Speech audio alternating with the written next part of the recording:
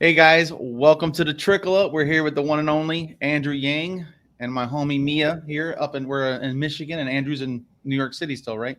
I am. Hey, Boyce, hey, Mea. It's great to see you. How are you? Is it nice in But Michigan? It's like not that cold yet here in New York. I don't know how it is for you guys.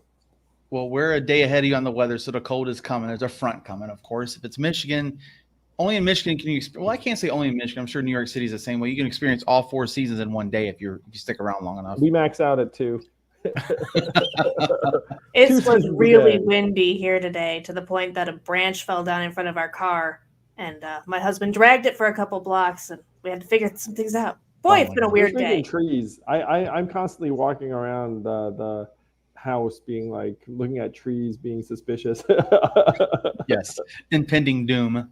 It's too But yeah, so bad. you've done a lot of interviews. You've been asked a lot of the same boring, repetitive questions. You've had to say the same thing over and over. We all know what the current plans are for Forward Party is promoting ranked choice voting and open primaries. Simple. That's what we got to do. So my first question is to you, Andrew, is how many states do we got to flip on those open primaries and ranked choice voting to where the party will feel comfortable running a national candidate in the future of 2024 or 2028? Oh my gosh, I will talk about this stuff because like the plan is coming together in a particular way. Mm-hmm. All right, let me throw this out here.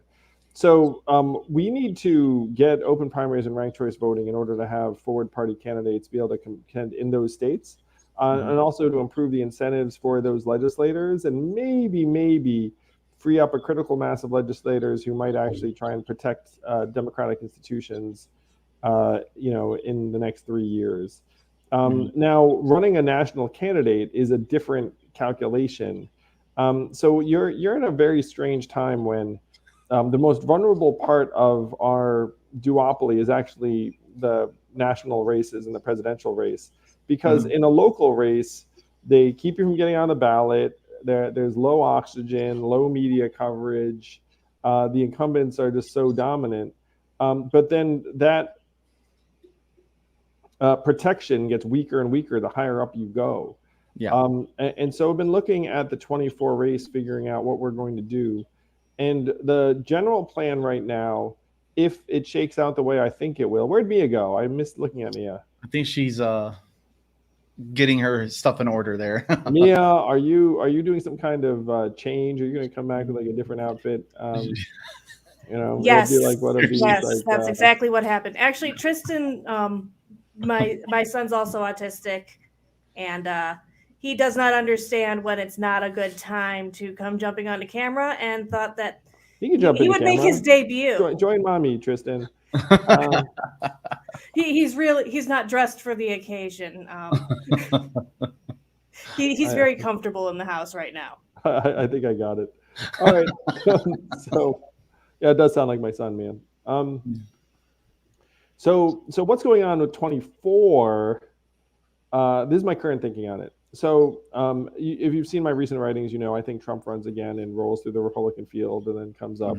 Mhm. And you're in Michigan, so you probably have this feeling that I have, which is Trump is going to be very formidable and would be favored to win against Joe or Kamala. Mhm. And so variable number one is all of that correct? Is it Trump? Probably yes. The main stumbling block there is his health. But Trump seems to have that crazy old man energy. It's like doesn't seem like he's going to have his health fail in the next 2.5 years. And then the other variable is, who do the Democrats run against him? My bet is either Joe or Kamala, because they don't want to go to a primary, and if they do, you don't know who emerges, and blah blah blah. And in that situation, who wins? If it were run today, I'd say Trump wins. And so if we all feel the same way circa 2023, then I think that we should be highly interested in running a third party candidate, with the proviso that that third party candidate be someone who you believe, according to the data, will draw more energy from Trump than from the Dem. Just because I think Trump is an existential threat to democracy. I do. Yes. And so in that landscape, Do you look to run a third-party candidate? In my opinion, yes. And so would you look to get on the ballot in all 50 states in order to make that candidate competitive? In my opinion, yes. Yeah. Is that doable in the time frame we have? It is. Looked into it, and you can get on the ballot in 50 states, either as a candidate or a party. It's actually easier as a candidate than as a party, but shrug. So I think there are two separate considerations. Boyce is like, I want open primaries and ranked choice voting in as many states as possible, but I'm looking at this as like a breaking case of glass effort to save democracy. And I will also suggest that if I'm right and it's Trump Biden in 2024, what percentage of votes does a credible independent get just by being sane and like under the age of 70? Under the age of 70 right now, I'd say at least 5%, which is what you need. Yeah, minimum. I think it's closer to 15 or 20%. Like if what I mean? Like, because there are going to be so many people looking up being like, oh my gosh, like these dudes again. Well, the highest in history was Ross Perot, I believe it was, in recent history at least. Ross Perot back in the 80s. It was 1992, and he got 19.3%. So I think that's a realistic thing today still. Oh yeah, I think if it's Trump Biden, I think someone walks around with like that number, maybe higher. So there are people I meet with, and they're a little bit biased, but they think that a third party person could win because if you look at the numbers, 44% of people are independents, like blah blah blah. I talked to an independent candidate who pulled himself in 2020, and he had himself at 25%. So if you have like a 20 to 25% level, can that get up to 35% if you catch fire and maybe some of the media gets behind them, et cetera, et cetera? So this should be a consideration if you think that, as I do, that Trump is a major threat and is running and will likely win without any kind of third-party intervention, because I think the Democrats will just lose. Yeah. It doesn't look good right now. The math doesn't look good right now.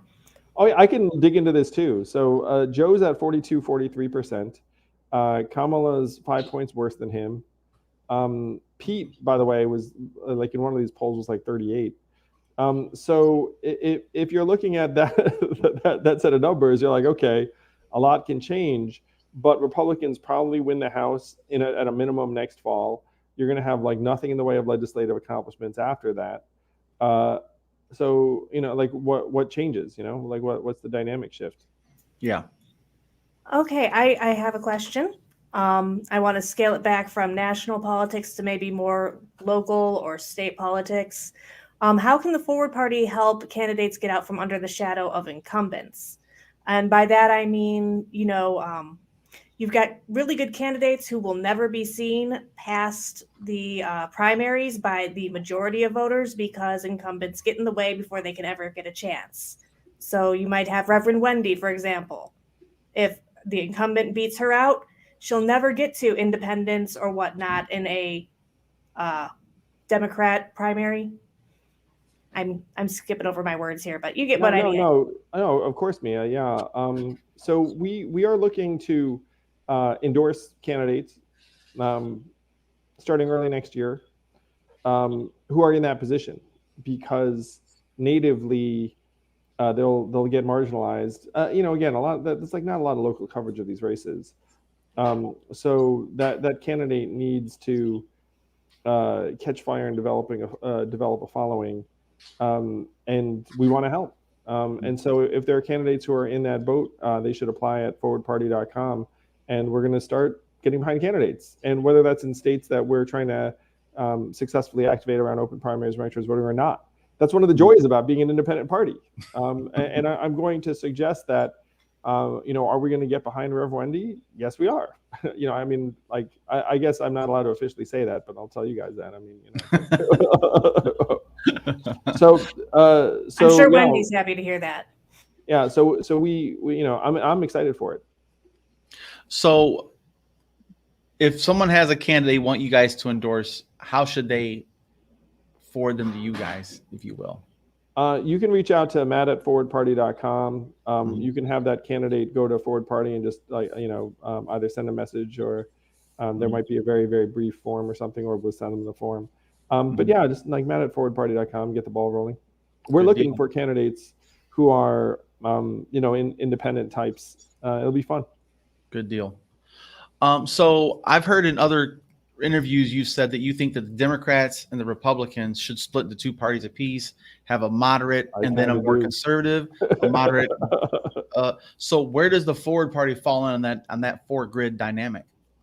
Well, I want to suggest, and I think if you saw my recent email, I'm very frustrated by this child tax credit issue, in that if you had four parties, I think it passes. I think that I think moderate Republicans would sign on to that thing. I know Mitt Romney would sign on to that thing. Kissinger and yeah, there are a bunch of others that would do it. So it's polarization. It's bad. It's just like this duopoly is killing us. And so I think a four-party system would be superior to what we have now. I think if you were to have that grid, the Forward Party is genuinely a fifth party.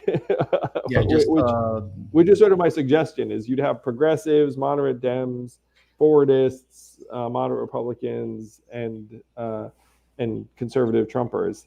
I would enjoy being the forwardist in that light. I had a conversation today that was really interesting, and these guys, helped me think about something. There is a possibility that the Forward Party has, 1, 2, or 3 U.S. senators this time next year.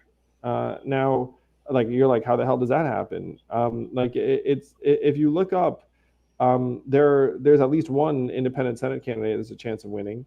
And there are 3 senators I know of that are considering leaving their party.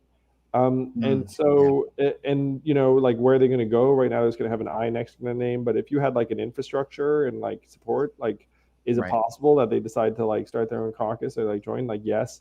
So, this fulcrum strategy is realistic, pretty quick. So we'd be the fifth party. Would Bernie change the I to an F? That'd be a great that's a good question. Can we get Bernie to jump on board and say, I support this, Andrew, you're a good guy, He wasn't even on that list of senators I was thinking of, though. He totally should be, because, he's functionally independent. I was thinking the people that would leave the party. I mean, Bernie's not even officially a Democrat, I don't think. Yeah, I think he almost ran for president as not even a Democrat under the Democratic ticket. And so I guess I could say here, it's man, I mean, I wish Bernie had won in 16. Hell yeah. That would have been exactly. This whole thing could have been avoided. Think about how much farther we'd be taking care of the people right now during a pandemic with Bernie as president. So if Bernie beats Hillary, I think Bernie beats Trump. And then, and then you'd have President Bernie, and some good shit would have happened. That would have been dope. Yes. So, and in that situation, by the way, Andrew Yang never runs for president, and I'm chilling. just kind of as a clarification, you kind of see the Forward Party as its own lane, not not left, not right, neither of those things. Just solutions. I just see us as a fact-based, group that just wants to do good stuff for people. When I think about the different alignments too. So one of the issues that, and it makes party building difficult in some ways, but I think it's true, is that there's a litmus test to be a Democrat now, around some. So I'm going to speak about something that, probably some people might not enjoy. I'm very, very pro women's reproductive rights. I think it's awful that, that some of the stuff's getting rolled back. That said, I do think it was appropriate for the Democratic Party to have some pro-life members who were in certain parts of the country that was, what people wanted, and it's culturally appropriate, and maybe there were some religious beliefs in the rest of it. So I guess I'd leave it there, that I just don't want there to be that, and I think when you talk about what we would be, Boyce, it's I just don't want to be a party of litmus tests in some ways. Right. Well, that's the thing. I think the way to, it's all about forming coalitions, is if you have some really firm pillars that you stand upon the party, to say, okay, we are 100% support women reproductive rights. We were 100% support legalization, regulation, and taxation of all drugs, Portugal model. We 100% support expunging records for possession that's nonviolent. If we just made firm stance, I think that really help grab people that say, okay, and then also, of course, universal basic income, healthcare. We can make firm things that this is our scaffolding. Then I think that might be another approach to say these are. I'm sure you're having all kinds of discussions about that. Yeah, no, and this I know is something we're about to talk about is like, will the Forward Party's like policy platform expand over time? The answer is almost certainly yes. I'm going to suggest one thing that came up today that I was like, oh, we should definitely add that. Is national service. You know, it's like I think there should be some funding around programs that help people serve and, in my mind, serve within our borders. Like we've got a lot of shit to do.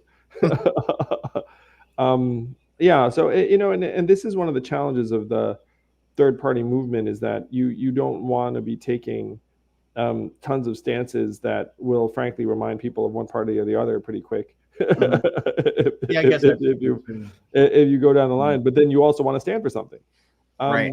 And so like that's the tension. Yeah, that's kind of. Go ahead, Mea. That's kind of where that question was rooted is I have seen a lot of people asking like on Twitter, well, you're not really a party unless you have a position on this topic, pet issue or that pet issue. And, I don't expect us to have everything like perfectly planned out within like, what is it now, 3 months? A little less. I mean, it's October 5, so it's like, 2 months and change. Yeah. So I think that we like deserve some time to figure ourselves out as well. I agree. And one of the great things too about this kind of conversation is that there are people who already feel like, hey, okay, like let me help this thing become what I want it to be. And you certainly can, because people who decide to lead in this thing will be worth their weight in gold, because any new movement needs leaders that will help define it. And then if a bunch of leaders, heck, we're gonna have a fucking convention, at some point, probably next year, so we can decide some of these things. You know what I mean?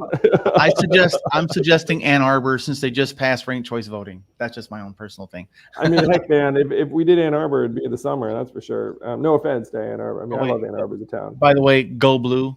Thank you very much. Go blue. Zingerman's love it. Can't get enough of it.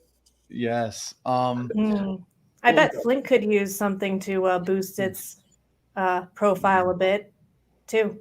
Look at this. I will confess to you guys, we're probably just gonna pick one of the really convention friendly towns just for ease, or like plug and play. Well, hey, we also I gotta give a shout out to Spider-Man, dude. He's one of the greatest. He said thanks for signing his book, of course. Got to give him some love, man. But the other question, where to go? Okay. Now, as far as your growing pains of the 2020 election, forming a campaign out of nothing and building a plane while it's falling to the earth, and moving forward, what lessons have you learned when it comes to like grassroots organization, communication? Are you guys planning on having like a liaison to help the grassroots people feel heard or included? You know what I mean? Like that's been one of the complaints was like, I did all this work and I volunteered, but I never was heard, blah, blah, blah. Do you guys have like a plan for that type of infrastructure, I guess you'd say, for volunteers? Yeah, certainly. Our key move in that direction is probably familiar to a lot of you, which was bringing on Blair Walsingham from day one, just to be like, look, like, speak to the community really at all. And we all know Blair. I mean, she's like just wired that way anyway. She wants to do right by people. I do too. Certainly, I'd confess to the fact that I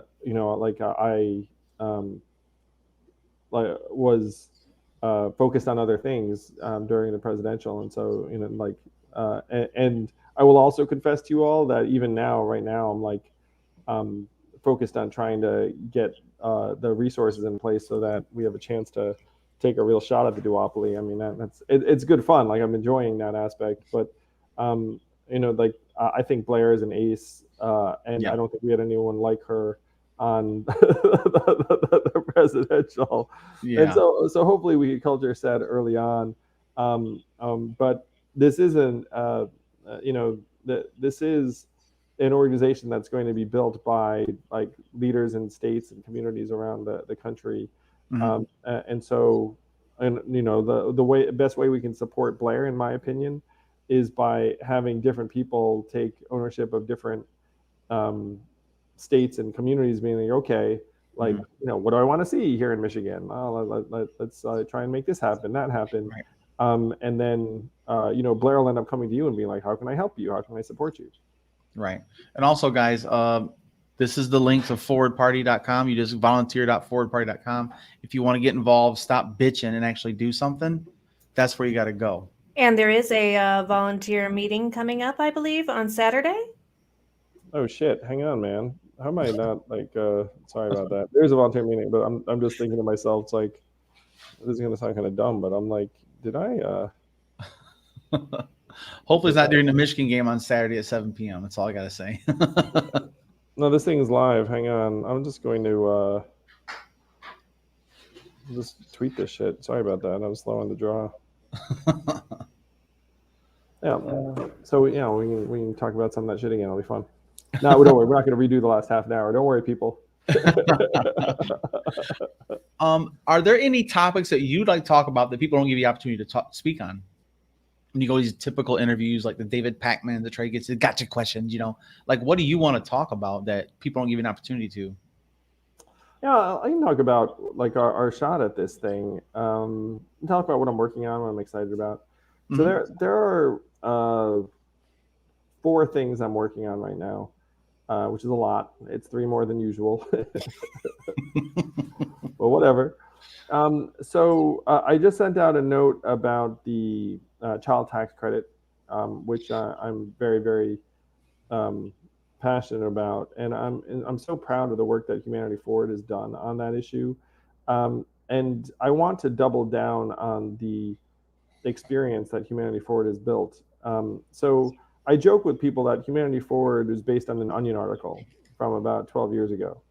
And that Onion article was the American people hire their own lobbyist to represent our interests on Capitol Hill. And there's a guy in a suit being like, now the American people will have a voice. And I thought that was the funniest shit, but also very appropriate, because at this point you would need a lobbyist to get anything done. And so Humanity Forward, I think of as the people's lobbyist, and its first project was cash relief during the pandemic and the child tax credit. They have done a ton of really good work, a lot of it behind the scenes.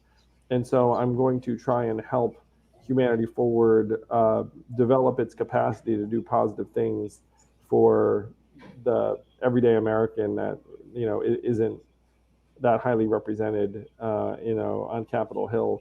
So that's good fun. I feel like that's very practical and impactful. You know, it's like I can be like running around and saying anything in the media, but like if the shit's happening in DC, then there needs to be someone who's like bringing the information to the member of Congress office and being like, hey, people really like this child tax credit, or like, hey, you know, maybe you shouldn't try and like kill the new industry, or like, hey, or you know, whatever, or whatever, like the causes. So I'm so proud of it. I want to build on it. So I'm spending time trying to develop Humanity Forward's resources and capacities. They're a great team. It's a really good group. So that's project number 1. Just trying to make good shit happen for people operationally out of Capitol Hill. Project number 2, and this isn't in any particular order. Maybe it's in the order of like when I started them. Project number 2 is a Forward Party, which we're primarily talking about. So we want to activate people around trying to cure our politics, trying to change the incentives, try and support candidates who want to change the system and lead to like a functioning government and society. So that I'm super excited about what's going on with the Forward Party. We're getting new people joining every day. We have some announcements upcoming. I think people will like. You know, people like you are again awesome leaders and champions for us. So that's number 2, the Forward Party. Number 3 is I am working on trying to elevate what you guys are doing in terms of independent media. I think that the corporate media is really in the tank for one party or the other.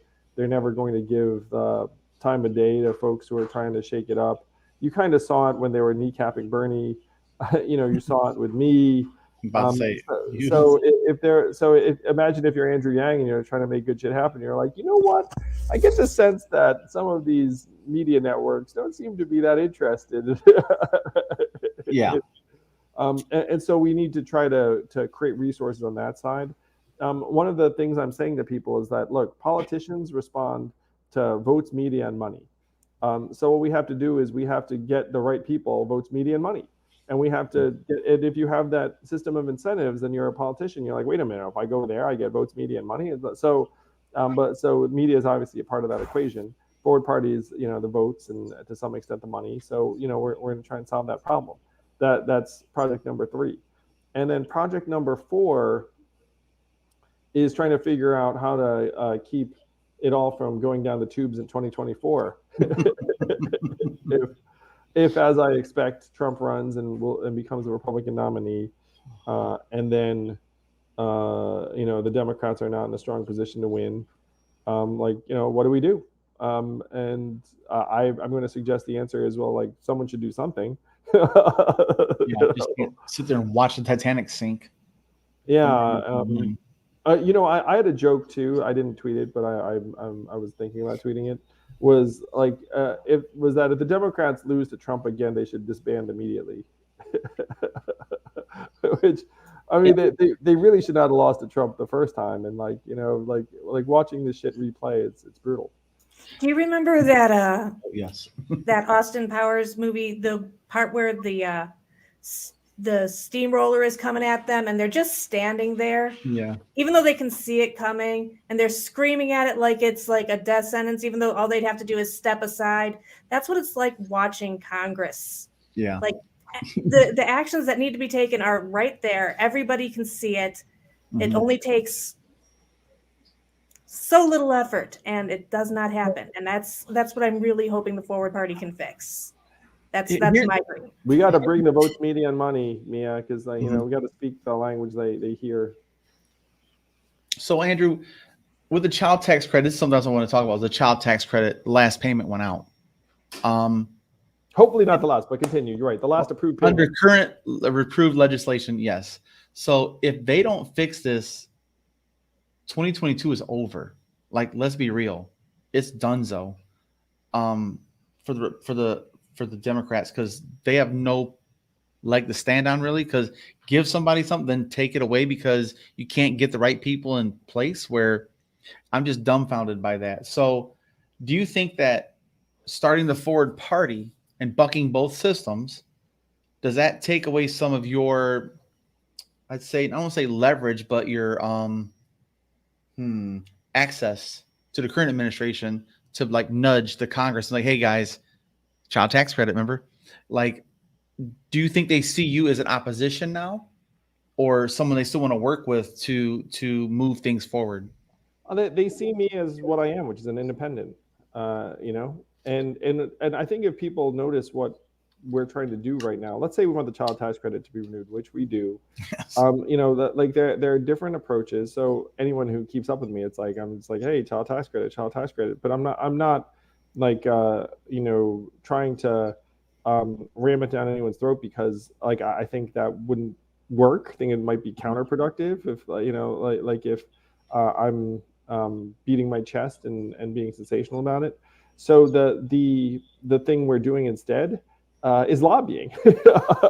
Right. So and people should know, if you're watching this right now, the folks at Humanity Forward have been in touch with Joe Manchin's office. You know what I mean? Like that, because like right now, Joe Manchin's the most powerful man in the country. And so if you talk about the child tax credit passing, you have to talk to Joe. So what language will Joe Manchin listen to? Will he listen to, Andrew Yang, like on social media? Like, no. Will he listen to someone in West Virginia who's like, hey, this child tax credit's freaking awesome, Joe, and you gotta try to get with the program, get this thing done? Maybe. Like that at least has a chance of working. So, I'm like very practical, and sometimes like the most practical approach isn't like the above the surface. It's like the behind the scenes like feeding of voices to be able to get, in this case, Joe Manchin heading in a good direction. Now, to your point, Boyce, about what's going to happen with this child tax credit in 2022, I'm of the opinion that something passes that includes the child tax credit at some point next year.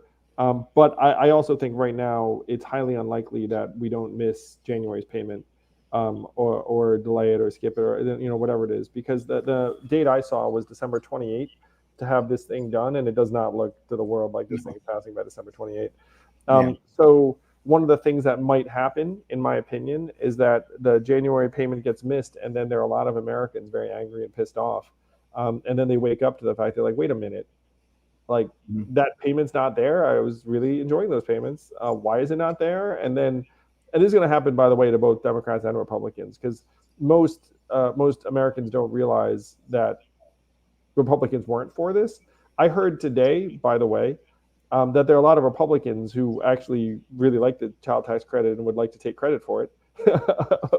and so if this were a more functional system, you'd have some moderate Republicans, like Romney and others supporting it. So I think the child tax credit does come back, but I think it's going to be hard to get it in for January. Yeah. So here's the thing, though, when it comes to that, where do they go to find out who to blame? Media. And we go back to the same problem: is they make you're angry. Now who do you blame? You go to your Fox or your MSNBC and CNN, whatnot, right? And then they tell you who to be mad at, who to blame things on. So that's kind of, we're all a bunch of reactionaries here. When you're desperate, you're hurting, and you have a $300, just a thank you from the U.S. government saying, thanks for being a citizen. We see you, you're recognized, and we value you. And then to be devalued. I mean, it's going to frustrate me. Like you were saying, Republicans claiming credit for something they vote no on just baffles me. Hey, Mea, do you have more than one kid? Because it might be more than 300, right? I have 2 children under the age of 18 right now. And yeah, we get 500. It's 300 if your child is under 6, and 250 if your child is under 18. So yeah, we're at 500, and that's it's been really helpful. Next month's going to be pretty tough. My fellowship with Humanity Forward is ending, so that's going at the same time as the payments are going to probably skip a month. So it's gonna be a rough month for us because of this. So yeah, but you breathe and you try to get through. Well, yeah, you're not alone, and hopefully we can try and make it a very quick episodic lapse instead of like a long sustained one. I am optimistic that that politicians will respond to very angry constituents approximately T- 4 weeks or so. So if and if people listening to this, we should obviously make the case now, but certainly I think the volume is going to go up Jan 15 when this payment gets missed. Yeah, I think that we should have an organized campaign to be as loud and as rambunctious and I won't say disruptive, but almost disruptive enough to say, we're going to blow up your phone lines. You're going to have nothing but 1 million voicemails. We're going to fill up your voicemail boxes of people saying, get the child tax credit now, you savages. Like, this is a pandemic. It's getting worse again. Like, I work in healthcare, and my employer, I can't mention, we're now going back to the red levels. We got to wear goggles, face masks, shields, and the whole 9 yards again. And I'm going into these hot homes. It's like an 85-year-old woman who wants the temperature to match her years and on this planet.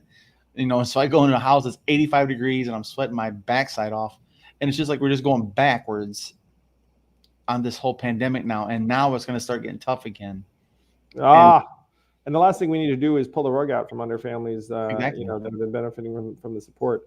It does make me very angry and sad that our country is so broken down that we can do something so obviously beneficial for so many people and then pull it away. And you're right, Boyce. I mean, things are going to get rough. Just bad timing. Yeah. It really is. Bad timing. It comes in threes, right? Yeah, bad timing to stop reducing poverty. It's like it's not the time for that. Yeah. So I really do wonder how, of course we all want to see in the future, but if this thing keeps getting kicked the can down the road, people will start making their decisions about the next election cycle sooner than later, and maybe not even come back to look for an update on it, honestly, because some people get so jaded that I don't blame them. I'm going to share something with you. I was out the other day in Brooklyn, and this Black community leader came up to me, and he said, "Hey, Andrew, FYI, there are a lot of people that are done with the Democratic Party." And I was like, "Oh, what do you mean?" And then he was like, "A lot of people like fought to get them elected, and then just feel very disappointed by what has and hasn't been delivered."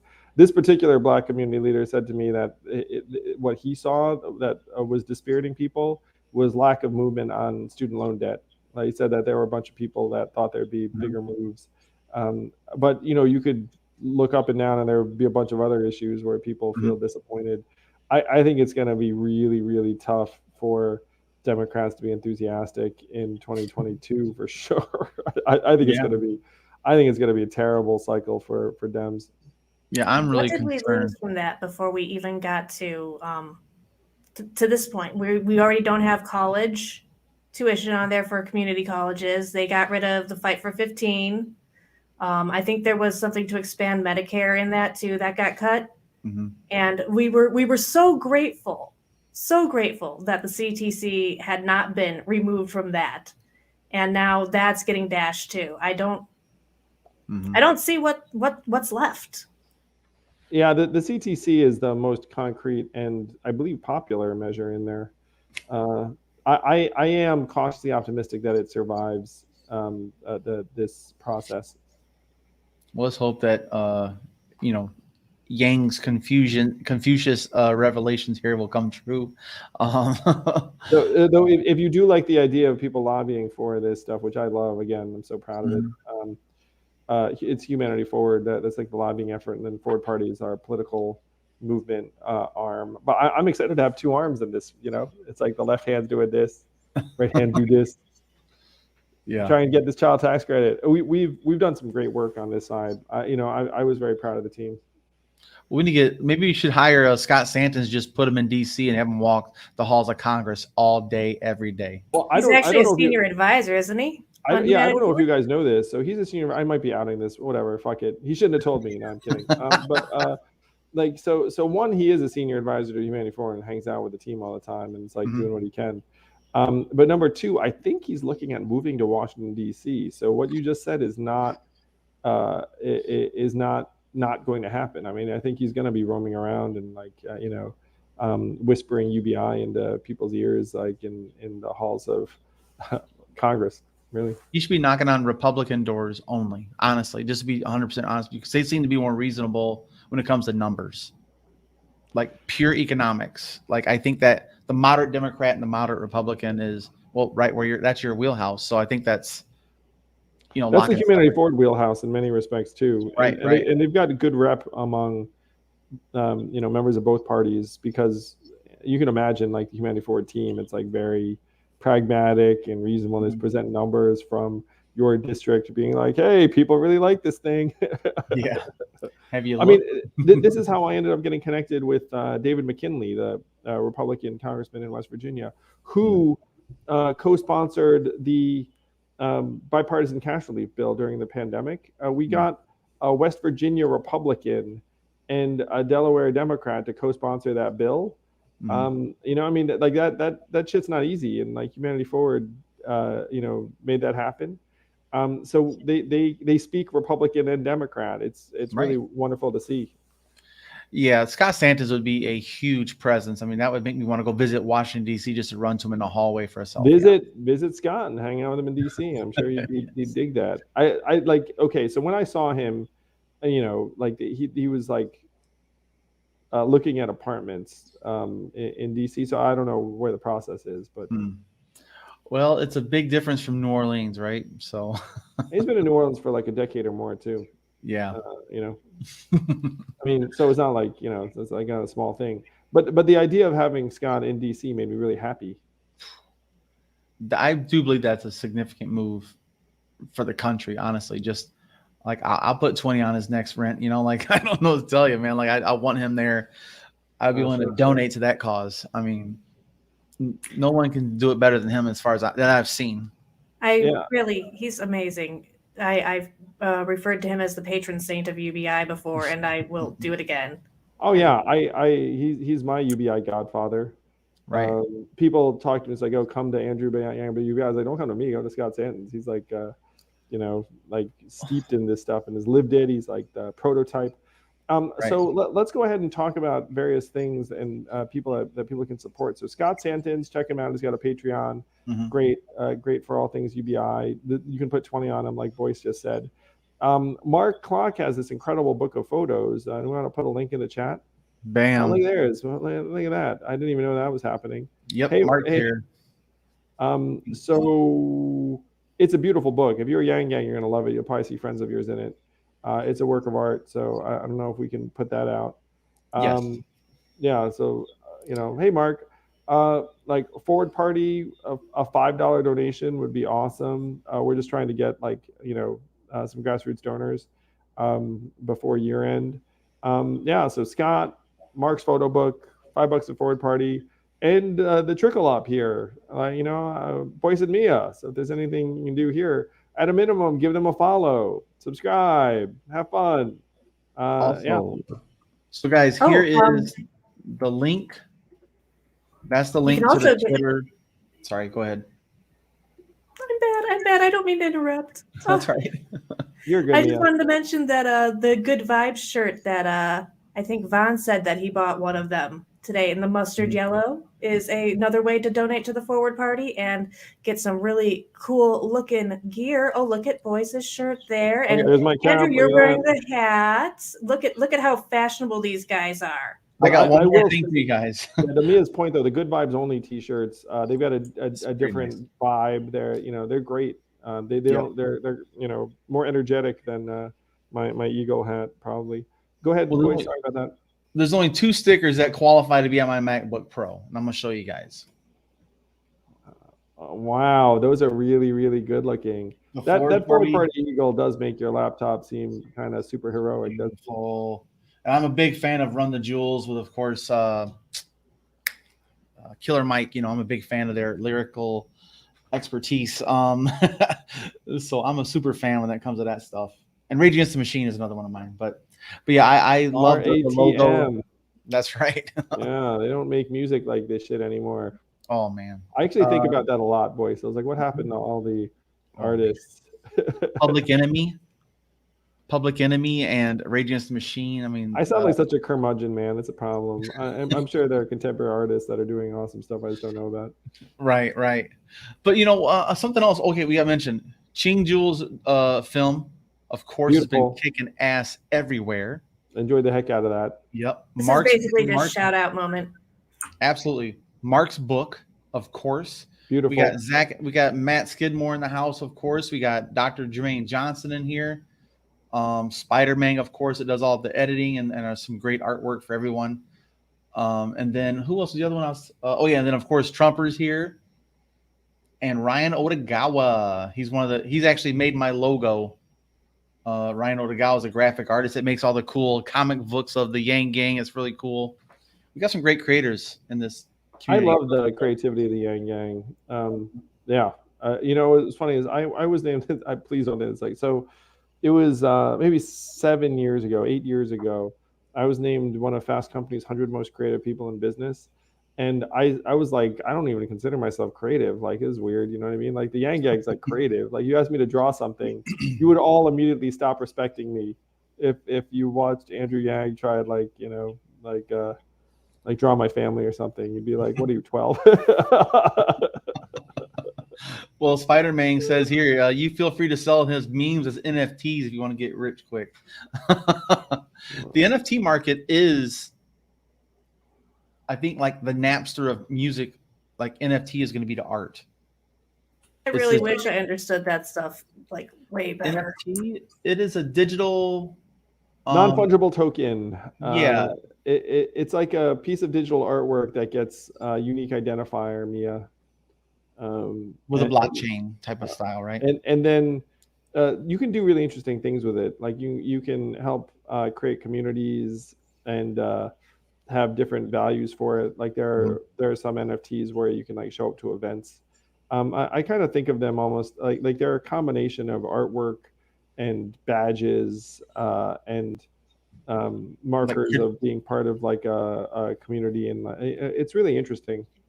I think it's also like for music specifically, they could be the fans could invest in the song and have a piece of it as like a royalty, if you will, to the thing. And if you have this token, that's your ticket to get into the VIP or blah blah blah. You know, like they could do it any way they want. That's the thing about it. Like if you're an artist, it's really interesting, and it also does tend to empower creators. They tend to get a higher share of the value. Absolutely. So in some ways, Mea, it's like just a way to support people that you love. Mm-hmm. Yeah, I'm for it, man. And by the way, NFTs, Mea, you're doing it. You're doing art. Oh, yes, that is a I just don't know how to like monetize my. I have no ability to market myself. I lack that skill. It just Everyone doesn't follow Mea right now. Mea, what's your handle? I'm gonna throw this in there. At Mea Songbird on Twitter. Of course, I follow Mea. You do follow me. I very much appreciate that, sir. It's one of the great honors of my life. Absolutely. I do want to ask how Evelyn's doing though before we do run out of time with you. Evelyn is a rock and a rock star. She's doing better than I have any right to expect. Hasn't gotten rid of me yet. Yeah. No, but genuinely, like Evelyn's got this kind of serenity and positivity to her that is the bedrock of the family. Truly, like I'm just so grateful. So she's doing great. The kids are doing great. We are going to try. So we're not going any place too exotic over the holidays, but we're going to try and go to like a ski mountain in upstate New York at some point and try and get the kids on the slopes. Like the younger has never skied or anything. What will surprise a lot of people is like we got Christopher into like a special ski school for like differently abled and disabled people, including kids. So he actually has been up and down a ski mountain, but his brother never has. So we're going to try that and see how it takes. You gotta unwind and unplug, man. Because like I feel guilty for not being as active as I used to be because I have two jobs now, Andrew. I'm also a local bartender at the casino. So I have two jobs now. I have two kids graduating high school, and like I just got to make ends meet. I got to get ahead, So I had to take on a second job. So I feel guiltiness for not doing this like I used to, and I'm sure others do too. Love you, man. You got to take care of business. We get it. But tell us more. Like, are you allowed to say what casino you're a bartender at? Can people visit you? Yeah, I'll say it. It's called Four Winds Casino, man. It's owned by the Pokagon tribe in my hometown of Hartford, Michigan, where I went to high school at. The Pokagon band owns 4 casinos now, and there's one in South Bend, Indiana, home of Pete Buttigieg, So hear that, guys. If you're anywhere near Four Winds Casino, just go in, visit Boyce, get a drink, tip him, tell him you love him. Tip him real good. He deserves it. He works so hard, and man, it sucks because we've had like a month off because you've been so busy, and this has been a great moment to catch up and getting to talk to Andrew. But I miss you, man. It's a win. Tip him good. You emanate positivity, Boyce. We try. I do what I can to help. I let you know. Hopefully everyone has a at least a little bit of family time over the holidays. I have been working pretty hard, but I expect that I'll get a bit of a break because who the fuck am I going to be able to like call and bug for money on like next week? People will be like, "Yo, dude, like stop it." Yeah, catch you after the new year. yeah, really. Like as soon as Christmas Eve hits, like am I really going to be able to? So I'm going to do some work that I can do alone. Even now, I sound like such a workaholic. It's nuts. But I did think to myself, it's like I'm not going to be doing meetings and external stuff. I'll probably be holed up somewhere working on my, something I can do in the dead of night. I'll actually maybe I'll air this out to you guys and see what you all think. So when I just thought to myself, like what I can do when the world is relatively quiet and shut down. Right now, I'm considering working on a new book. See if you guys like this idea. And now this would be my first book I ever collaborate with someone on, and it will be clear why, maybe, after I explain what it is.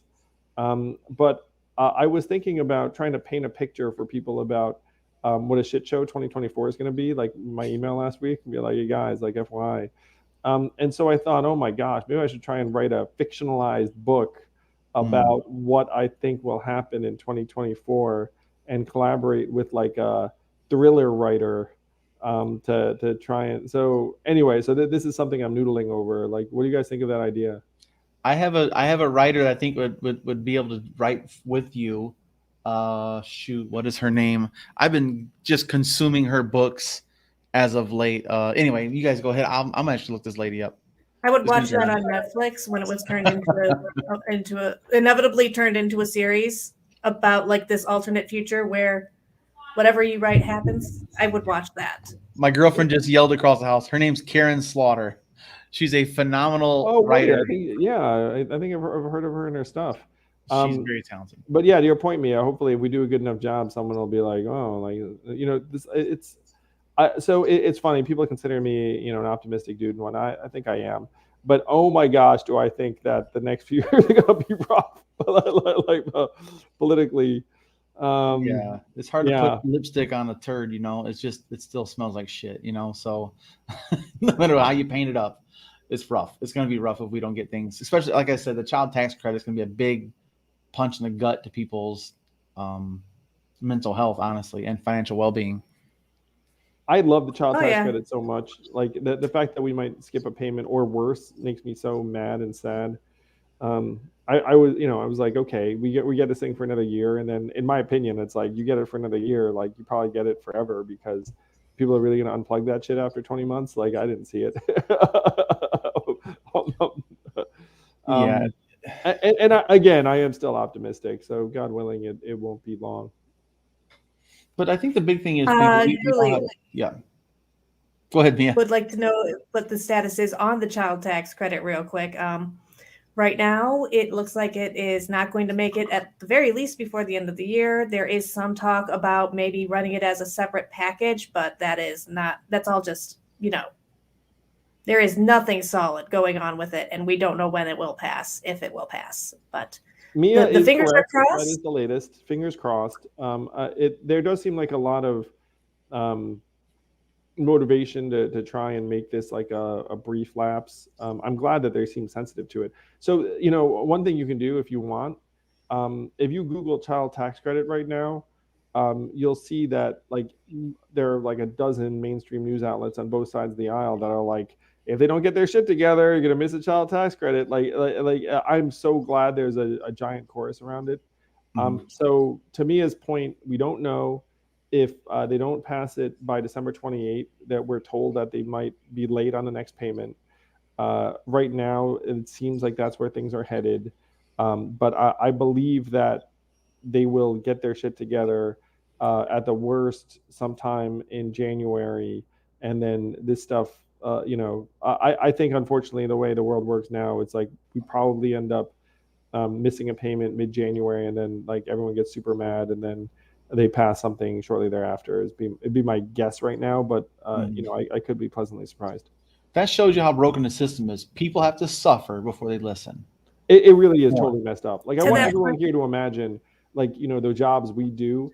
Imagine if you had the power to send checks to 62 million people, and then you're like, we can't do it, and then like it does. Like I mean, it's crazy.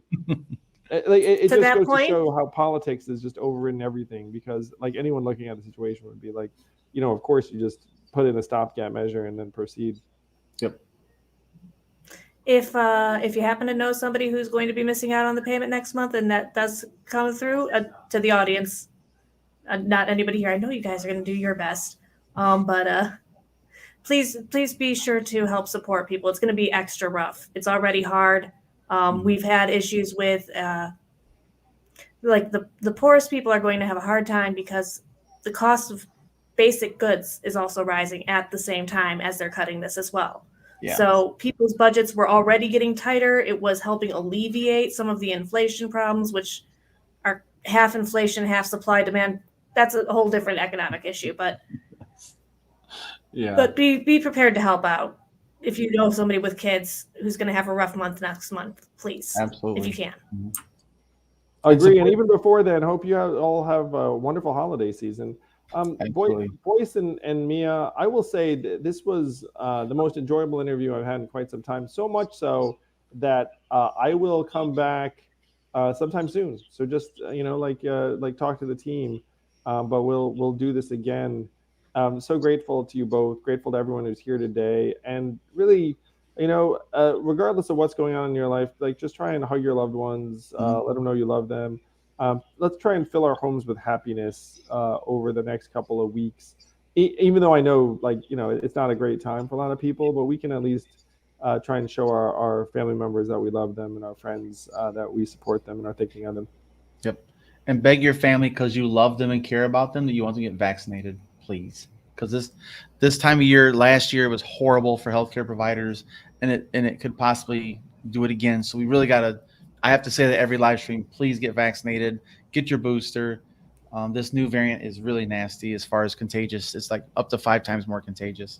I'll be bringing. I have a friend that's a virologist that she actually works in a lab, so she's gonna come back on maybe next month to do a live stream Q&A again for an hour about the new variant and blah blah blah. I second that. Vaccines and boosters are the jam. Let's try and make ourselves healthy and safe. Bam. Thanks, Elizabeth. Awesome. Well, Andrew, we really appreciate your time. I know you are a grinder. You're out there doing things. I hope you go enjoy the rest of your evening with your family. I hope you have nothing else on your schedule tonight. Well, thank you, Boyce. Thank you, Mea. Be well, everyone, and support these two independent media creators, Mark, Matt, everyone else, Ching, and hey, if you want to hang out with awesome people like this, join the Forward Party at Volunteer Network, and we'll have some fun together. And remind people that there are still awesome people out there doing great stuff. Absolutely. If you guys got any comments or concerns about the channel, you want to see other guests on here, hit me up whenever, bitches. Cool. All right, guys. We appreciate you. Thank you, Andrew. You have a good night, man. Bye, everyone. Happy holidays.